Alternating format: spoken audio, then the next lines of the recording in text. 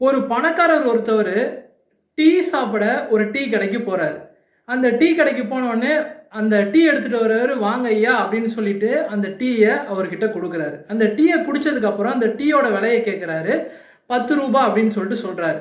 அந்த ரூ. 10 கூட ஒரு ரூ. 5 சேர்த்து ரூ. 15 அவர்ட்ட குடுக்குறாரு. அதுக்கு அந்த டீ எடுத்துட்டு வந்தவர் சொல்றாரு, "ஐயா நேத்து தான் உங்க பையன் இங்க வந்தாரு.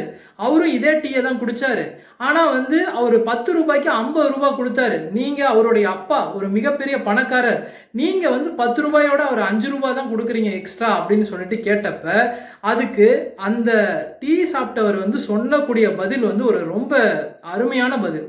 அவர் என்ன சொல்றாரு அப்படின்னா, "நேத்து வந்தது என் பையன் தான்ப்பா.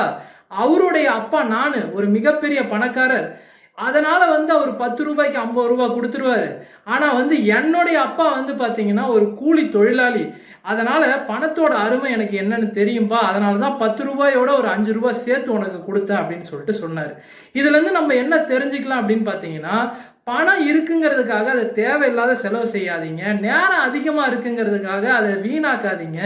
அதுக்கப்புறம் வந்து உங்களுக்கு ரொம்ப நிம்மதியா இருக்கீங்க அப்படிங்கிறதுக்காக தேவையில்லாத போய் எதுலயாவது மாட்டிக்காதீங்க.